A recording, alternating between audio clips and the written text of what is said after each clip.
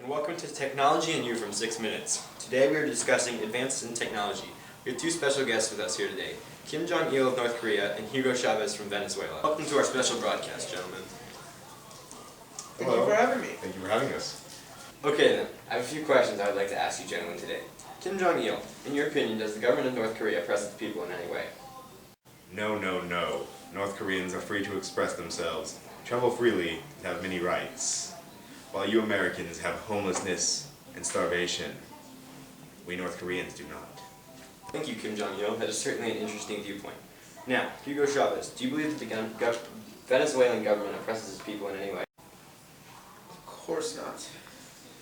We Venezuelans, we have free elections. We're a democratic government, just like the United States. So how can a democratic government be oppressive? You see, we're just like the United States. If Venezuela's oppressive, then, well, you Americans are oppressive. Thank you, Hugo Chavez. Now back to you, Kim Jong-il. What kind of restrictions does your government place on its people? No. North Koreans have no restrictions placed upon them. I see.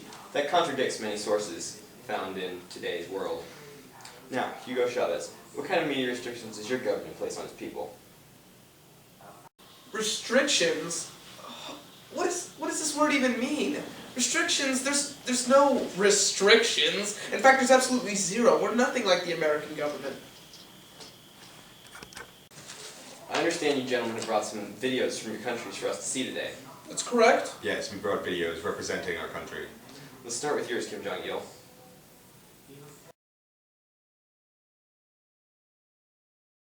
Hello, I am the great leader. Your great leader. I work tirelessly for this country.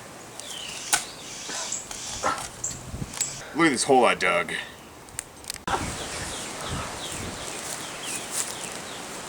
Look at these bushes that I planted to promote the environmental strength of my country.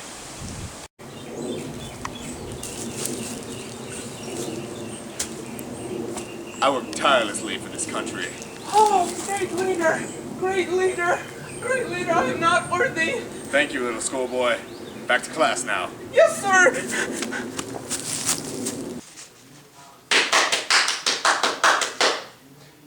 Such a great video.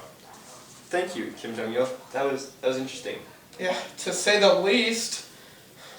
And now for yours, Hugo Chavez. Would you care to show us your video? This is actually a good video. Okay, better than this guy's video. This will be a good one. Alright, let's see it then.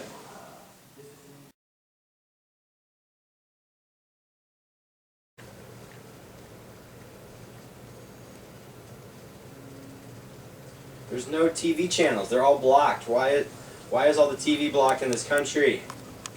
Sucks. As you can see, in the United States, there's very poor TV. In fact, they can't even get most of the channels. Now take a trip to my country, where we have no restrictions upon this stuff, like many of you think. As you can see, your country is much worse than mine. There's no channels. Now follow me. Ha! Ha! Ha! Just look at all the channels we get here with this cute puppy. Oh, wow. Ha ha. And boxing. Ha ha. Ooh, should come to my country. See, that is a real video. That is how you show what actually happens in your country. Okay, gentlemen. Keep it together. We're almost done. Kim Jong-il, could you give us a brief description of the daily life of an average North Korean? North Koreans are free to express themselves through a multitude of activities, including hiking, biking, and browsing the internet, or exploring the vast forests we North Koreans have. In most ways, North Koreans are more free than Americans and citizens of other countries. I was unaware North Koreans were able to browse the internet. Are North Koreans able to visit any website they choose, or are certain websites blocked? Most websites are allowed, but some that could cause harm to the North Korean way of life are blocked. Thank you, Kim Jong-il. Now, moving on to you, Hugo Chavez. Could you also explain to us the daily life of an average Venezuelan citizen? Venezuelan citizens are free to do whatever they want to, because you see, we are a democratic society, much like the United States, but we are a people's society, so, you know, the choice for citizens, it's simple, really. Thank you, gentlemen, for spending a few moments of your time here today with us on 6 Minutes. I'm leaving! Oh! It's showtime. And now onto the technology section of our show. Today's report is on cell phone tracking technology. Cell phone tracking is a fairly recent development that allows both government and criminals to track you via your mobile device. Mobile devices can be tracked fairly easily. Since they are connected to a cellular network, they can be tracked by pinpointing the location using data from the nearest cell tower as well as satellite technology. This technology can be useful for tracking criminals. In fact, the FBI has already used this technology multiple times to track down dangerous criminals. However, the problem arises in the fact that there's a very small amount of laws regarding the acceptable use of this technology.